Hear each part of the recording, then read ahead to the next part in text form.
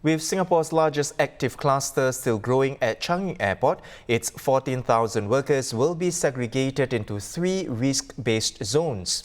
These new measures are being introduced progressively and will be fully in place when Terminals 1 and 3 as well as Jewel reopen to the public on June the 13th. 4,400 workers will be in Zone 1, the highest risk zone. There will be strict measures there to protect them from COVID-19 as well as isolate them from other staff and the public.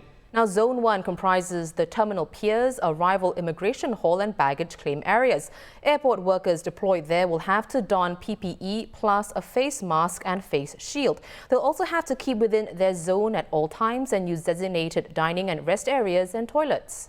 The next higher risk area is Zone 2, where workers must wear a mask, shield and gloves. Public meeting areas in the airport will be considered Zone 3, the lowest risk. Workers only need to wear a mask there. We now know clearly where the primary zone of infection emanated from. So together with our airport partners, we are working to reinvent our operational processes and operating model so that we can enhance the safety protocol by June 13, so that we can decisively segment and ring-fence the entire zone serving our arrival passengers. And in so doing, we'll safeguard the safety of our airport workers as well as the rest of Singapore. Journalist Kok Yifeng was at Changi Airport earlier today and he saw the tighter measures firsthand. Yifeng, what were the main differences you observed in the new stepped-up measures versus what was in place before? I think what Changi Airport is doing is quite a fundamental change in their operating process. So previously, the airport's transit area was quite a contiguous area. So there was no strict separation between the various parts of the transit area.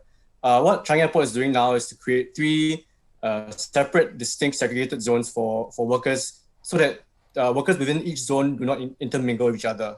So these zones are sort of risk-based. The lowest risk zone is Zone 3, and that's the public area. So for example, the meeting area, the arrival or departure halls. So places outside of immigration.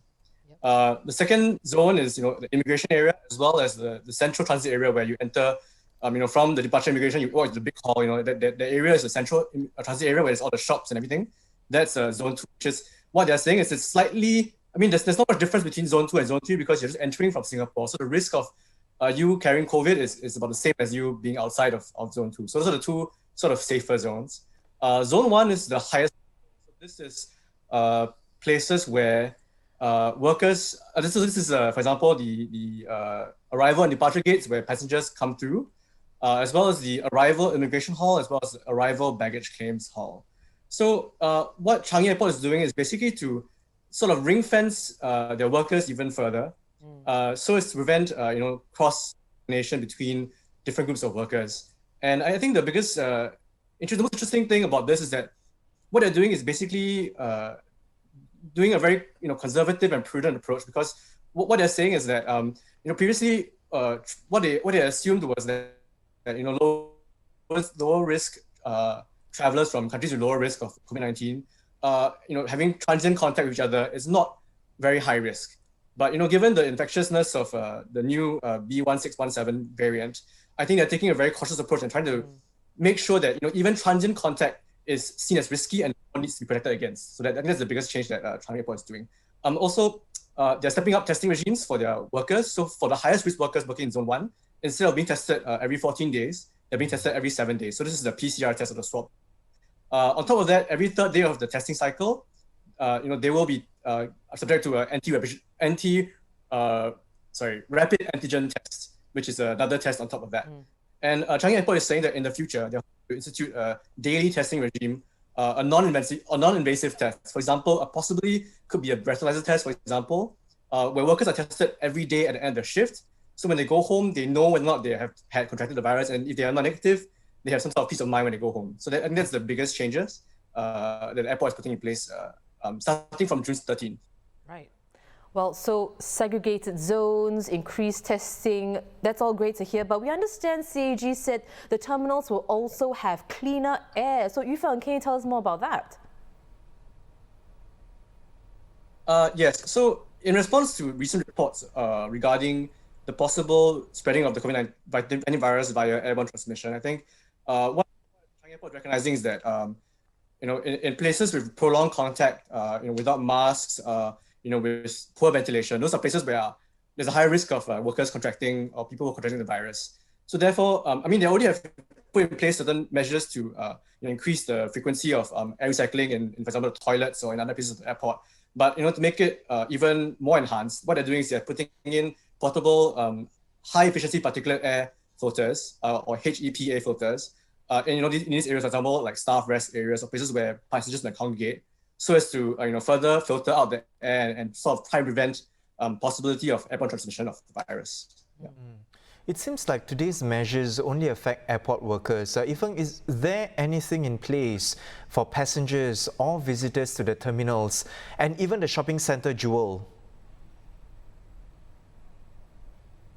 Okay, so I think right now the measures are meant to protect workers because, as you know, the cluster of more than 100 cases that are linked to the airport, emerged after some workers had contracted the virus, while interacting with arriving passengers.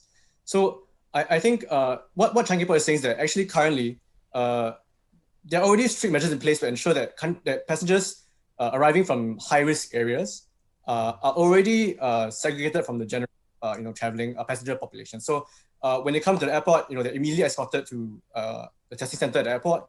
They wait there to get a test result, and then they're immediately taken to their quarantine facility via dedicated transport. So already there are measures in place to ensure that there's no cross-contamination between high-risk travelers versus low-risk travelers. So right now, and even now with low-risk travelers, they're not allowed to linger around the transit area or to hang around for too long. So I think what this is doing is not really there's not much change to passengers, but more helping to protect workers who are interacting with these passengers.